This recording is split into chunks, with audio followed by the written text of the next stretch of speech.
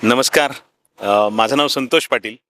मित्रांनो, मी हुकमाची राणी या सन टी व्हीवरील मालिकेत आता नव्या भूमिकेत तुमच्या भेटीला येतोय. माझ्या भूमिकेचं नाव आहे गजाभाऊ कोरडे. संजय दादा, पहिलं तर स्वागत आहे तुमचं स्टार मीडिया मराठीमध्ये. सन मराठीवरती नवीन मालिका येते हुकमाची राणी आणि प्रोमो खूप हिट होतेत. पण आम्हाला फक्त लीड्स दिसलेत, त्याच्या मागे अजून कोण कलाकार असणार आहे ते नाही दिसलेत. सो आज तुमच्यासोबत आम्ही गप्पा मारतोय. सो काय सांगाल की तुमचा कॅरेक्टर कसा प्रेक्षकांना दिसणार आहे? कॅरेक्टरबद्दल गजा कोरडे हा युनियन लीडर आहे आणि युनियन लीडरच्या माध्यमातून कामगार आणि साहेबांच्या मधला तो दुवा आहे. तर तो या घटनेत खूप काही घडवून जाणार आहे. तर मला हे वातावरण बालपणापासून बघायला मिळाले, कारण माझे वडील कंपनीतच कामाला होते आणि ते मेंटेनन्स सुपरवायझर म्हणून काम करायचे.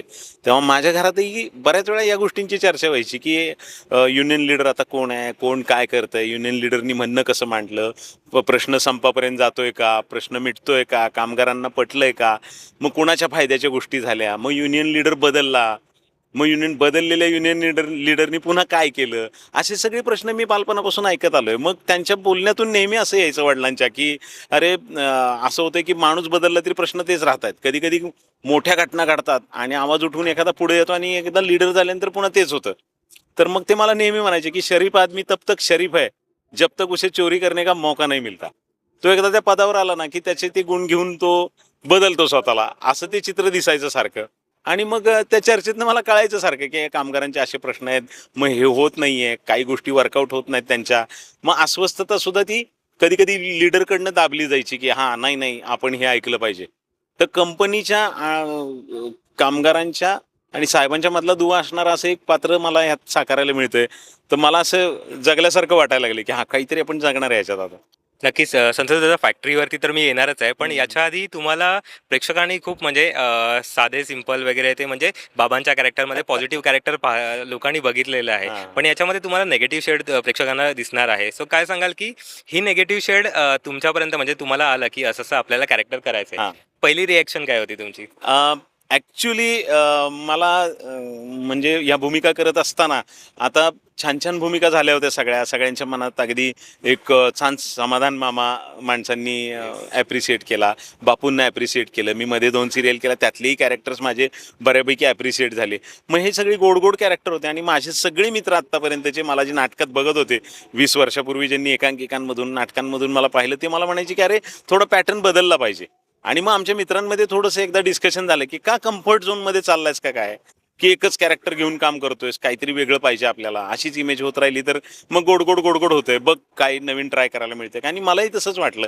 त्यामुळे मी प्रकर्षानं 6 महिन्यापूर्वी ठरवलं होतं की आता आपण एक वेगळी शेड काहीतरी अनुभवायची काम करतानाची. एकतर मी चांगलं नाटक करायच्या बेतात होतो, नाहीतर चांगली भूमिका शोधत होतो. त्यातल्या त्यात मला ही आव्हानात्मक भूमिका जेव्हा कळली तेव्हा माझ्या मनात बसलं होतं की ही भूमिका आपल्याला साकारायला मिळावी आणि माझ्यावरती विश्वास दाखवला.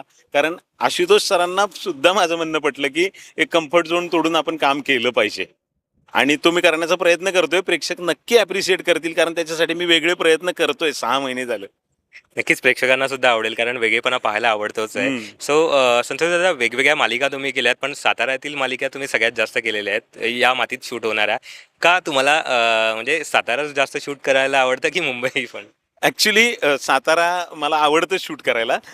पहिल्यांदा लागीर झालं जी साताऱ्यात शूट झाली, पण नंतरच्या सिरियल मी बाहेर जाऊन पण करण्याचा प्रयत्न केला. ॲक्च्युली मी एका सिरियलसाठी मुंबईलाही होतो.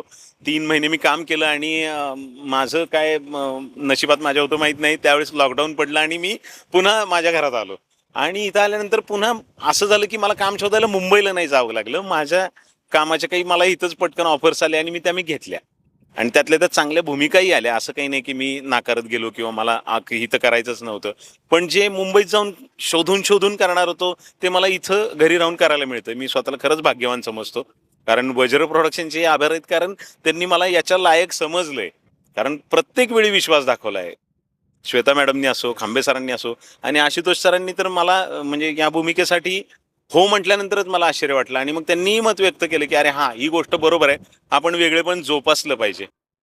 बरं दादा, फॅक्टरी म्हटलं की आपल्यासमोर डोळ्यासमोर अनेक फिल्म येतात, हिंदी हो. फिल्म वगैरे. हो. अनिल कपूरने केलेले असेल किंवा हां. अमिताभ बच्चनच्या केलेल्या असतील. हां. तुम्ही त्या पाहिल्या असतीलच नक्की, पण काय सांगाल की त्या रिलेटेड हे ते तुम्हाला काही म्हणजे हेल्प होणार आहे का, किंवा त्या फिल्म बघितलेल्या इथे काही अंमलात येणार आहेत का? हा, ऍक्च्युली काही पुस्तकं वाचण्यात आली होती आणि त्यातनं काही कारखान्यातल्या गमती जमती मी वाचल्या होत्या. रतन टाटांच्या काही गोष्टी मी वाचल्या. व्हॉट्सअपवर सुद्धा आलेल्या काही गोष्टी मला आवडल्या होत्या, त्या मी स्टेजवरनं शेअर केलेत. मग मला ते जाणवायला लागलं की हा कारखाना म्हणून काही गोष्टी त्यात इन्क्लूड होतील आणि त्या इंटरेस्टिंग असतील.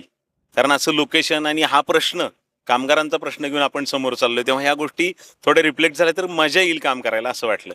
थँक्यू सो मच दादा आमच्याशी गप्पा मारल्याबद्दल, आणि तुम्हाला नवीन मालिकेसाठी खूप खूप शुभेच्छा. थँक्यू.